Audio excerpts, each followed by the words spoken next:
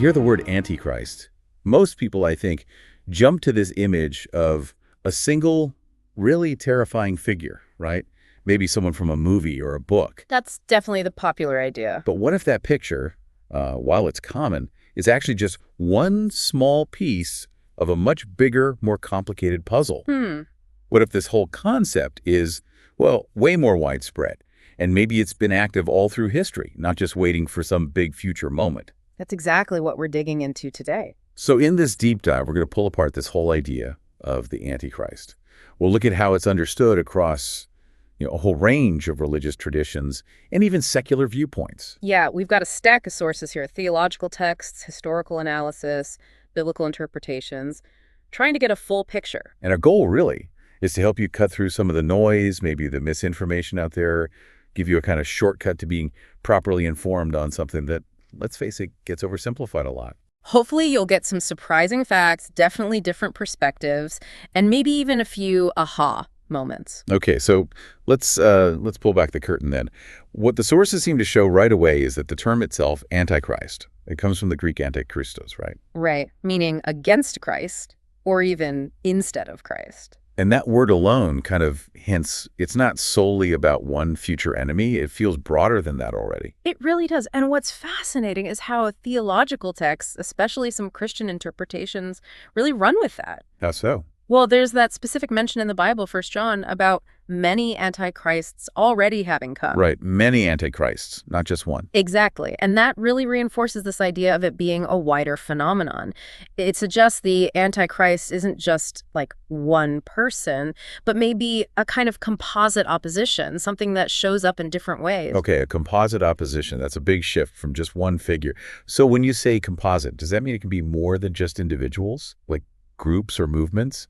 Absolutely. Yeah, the sources point to religious groups or entire movements that push doctrines seen as, well, heretical or misleading, things that twist or distort what are considered authentic teachings. So not just individual beliefs, but maybe organized efforts. Often, yes, organized efforts to sort of shift understanding away from those core principles. And what about governments? That seems like a huge jump. Can political systems fit into this Antichrist idea, according to these sources? It's a really important connection they make, actually. Governments and political systems can take on these characteristics. When would that happen? Well, according to these interpretations, it happens when they actively suppress religious freedom or persecute believers, or maybe claim an authority that essentially tries to replace or override what's seen as divine authority. Okay, so any structure that fundamentally puts itself against Christ or in place of Christ's authority, systemically. That's a good way to put it, yes. So we've got external opposition, individuals, groups, governments. But what about people who were maybe inside a faith tradition and then left? Is there a category for that? There is, and it's a crucial one in these texts. They talk about apostate movements. Apostate, meaning they fell away. Exactly. Individuals or groups who used to follow a faith but then actively depart from its core principles. And often, the sources say, they then promote deceptive ideas to draw others away too. They become like internal adversaries. Wow. Okay, so it's a really broad concept then. Now, if we look across all these different forms, individuals, groups, systems, apostates, do the sources identify common threads? Like, what are the actual characteristics we should look for? Yeah, they do. If you connect the dots, these entities perceived as Antichrist tend to share some distinct features. Like what? What's the first one? The first big one is a denial of core truths. And this isn't just like minor disagreement. It's a fundamental rejection or twisting of central beliefs. Can you give an example? Sure. In Christianity, a primary example given is denying that Jesus is the Messiah, the Son of God, like it says in 1 John. But you could see it more broadly, too. Any system that denies a higher power or some kind of inherent moral order, some secular or atheistic views might fall into this category from this perspective. It's about that spirit of opposition to divine principles. So it's about what they deny, but I guess also what they actively promote instead. Precisely. That brings us to the next characteristic: promoting false doctrines, spreading teachings that muddy the waters or misrepresent established religious truths. Is this accidental or? Well, the sources suggest it's often not just accidental error. It could be theological ideas that deliberately move away from Scripture, or maybe ideologies that promise some kind of utopia through purely human efforts, sidelining any divine role. And that sounds like it could involve directly challenging God's authority or what's seen as God's authority. It absolutely does. That's another key trait, opposition to divine sovereignty and governance. So, questioning the idea that God is ultimately in charge. Exactly. Challenging that very notion.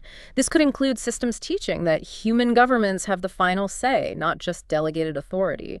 That undermines divine rule, which connects to that idea in John's Gospel where Jesus says his kingdom isn't part of this world's political system.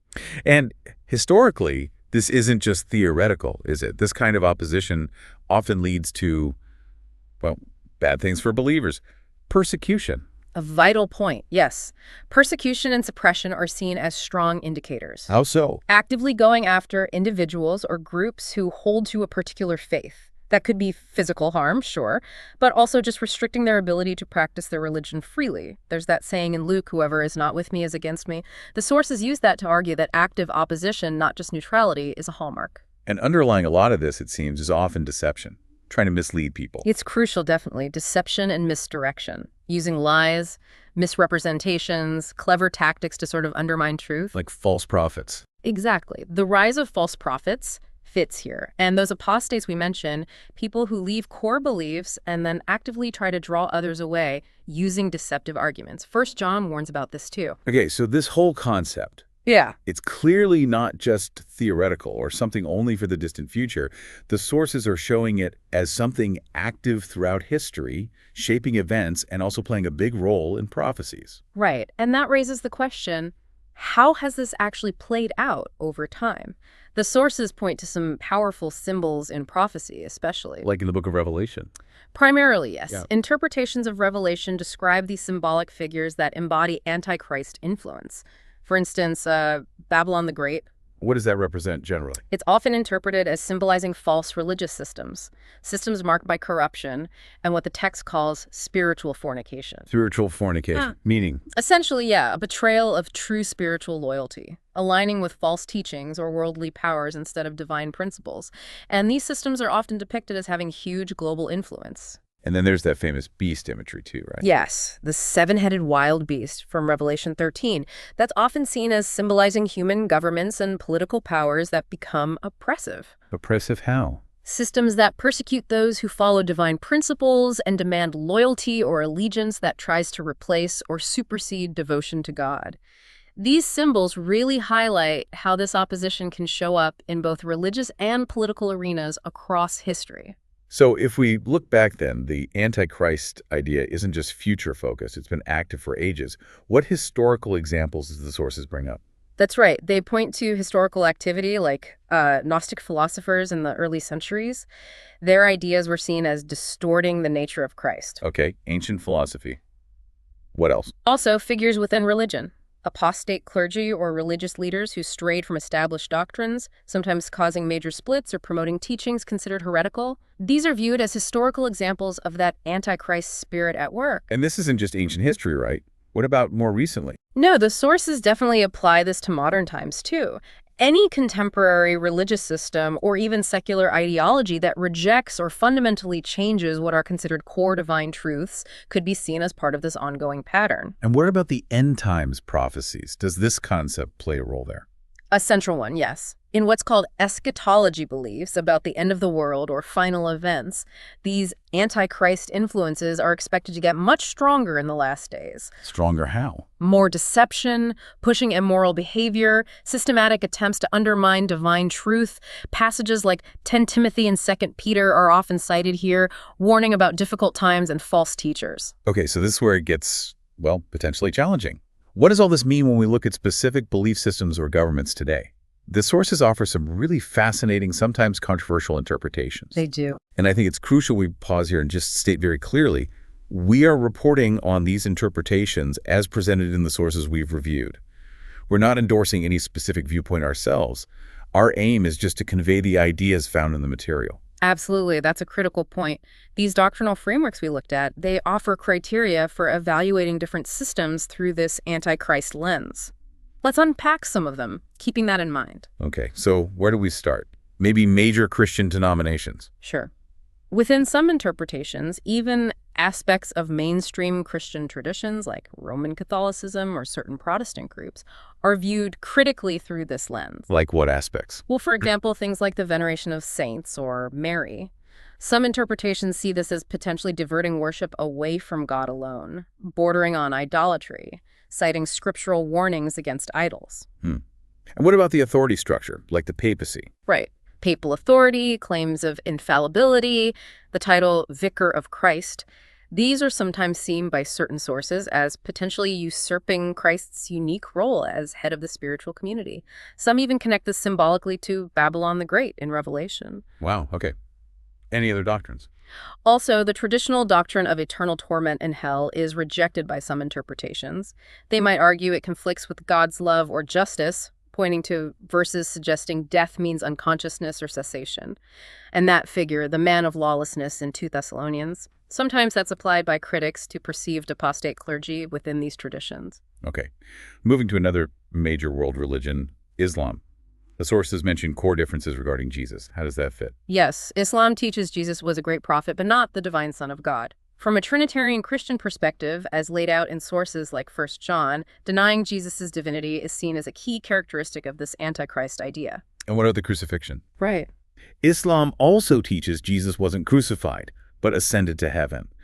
Again, from a Christian viewpoint focused on the crucifixion as a foundational sacrifice for sins, rejecting that event is seen by some as denying the core of the salvation message. And what about governments under, say, strict Islamic law? How are they viewed in these sources? Well, governments operating under interpretations of Sharia that persecute or heavily restrict other faiths, like banning missionary work, for instance, are sometimes seen as embodying those oppressive political systems described symbolically in Revelation. Like the beast. Potentially aligning with that imagery, yes. Forces that compel allegiance or suppress other forms of worship. Also, the belief that the Quran and Hadith might supersede or contradict the Bible. That can be viewed by some interpretations as introducing conflicting revelations, which Galatians warns against. Okay. What about Eastern traditions, like Hinduism? Very different framework there. They are different, yes. The sources we looked at, coming often from a monotheistic background, tend to view the worship of multiple gods or the use of idols in Hinduism as contrary to commands like, "You shall have no other gods before me." And concepts like reincarnation. Doctrines like reincarnation and karma are often seen as conflicting with the biblical view of a single life followed by judgment and resurrection. And sometimes certain meditative practices common in Eastern traditions are viewed with caution if they emphasize, say, emptying the mind rather than focusing devotion on a specific monotheistic God. Warnings against certain spiritual practices in Deuteronomy are sometimes referenced here. Fascinating. Now, shifting gears completely, what about secular viewpoints? Atheism, secular humanism. How do they fit, since they aren't traditional religions? That's a critical area for these sources, too. Atheism's core premise, the denial of God's existence, is seen as fundamentally opposing divine sovereignty. Makes sense from that perspective. And promoting moral frameworks based purely on human reason or subjective values rather than divine revelation is often viewed as undermining objective truth, maybe echoing warnings like in Isaiah about calling good evil and evil good. And governments based on these ideologies. Right. Governments that are explicitly atheistic or secular humanist and that actively ban or severely restrict religious practice. These can be seen as aligning with that beast imagery from Revelation that persecutes believers. From this viewpoint, such systems might be considered part of what 1 John calls the world that lies in opposition to God. Okay, one more, and this might surprise some listeners.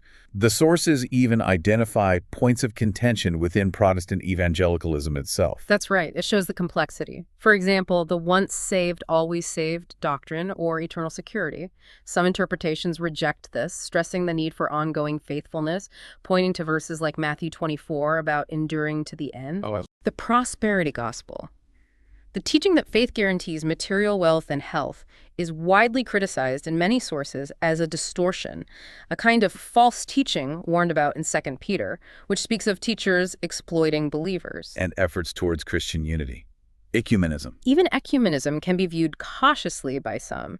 If efforts towards interfaith unity are seen as compromising core doctrines just for the sake of harmony, they might cite passages like 2 Corinthians about not being unequally yoked with differing belief systems. Wow.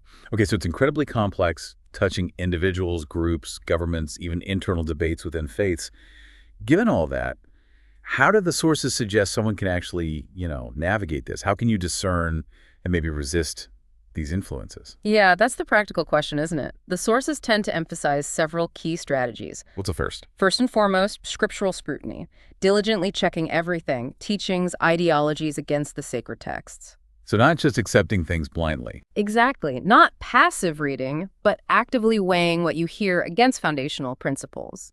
Like 1 John says, test the spirits, or how the Bereans in Acts were praised for examining the scriptures daily to see if what they were being told was true. Okay, so personal study is key. What else? That leads naturally to rejecting falsehoods, actively refuting doctrines or practices that seem to misrepresent God or undermine core beliefs. It implies taking a stand for what one perceives as truth. And what about the bigger picture, like government or society? There's an emphasis on upholding legitimate authority. Often, this means supporting a divinely ordained spiritual kingdom, viewing that as the ultimate solution, rather than putting ultimate faith in flawed human political systems. Daniel 2 talks about a divine kingdom that will crush earthly ones and last forever, that kind of idea. And it sounds like this needs to be an ongoing thing, right? Not just a one-off check. Absolutely. The sources stress spiritual vigilance, maintaining constant awareness, using discernment to recognize deception even when it's subtle. It's really a continuous process of critical thinking and evaluation, especially in a world with so many competing messages. So we've really journeyed through this deep dive on the Antichrist concept.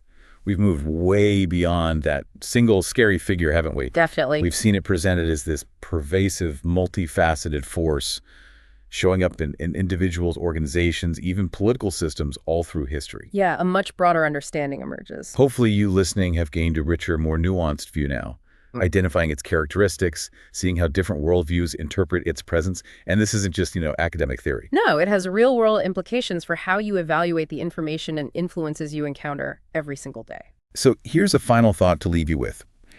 As you navigate this increasingly diverse, often conflicting global landscape we live in, what practices can you adopt? How can you cultivate your own critical discernment and uphold what you see as authentic principles, whatever the topic might be?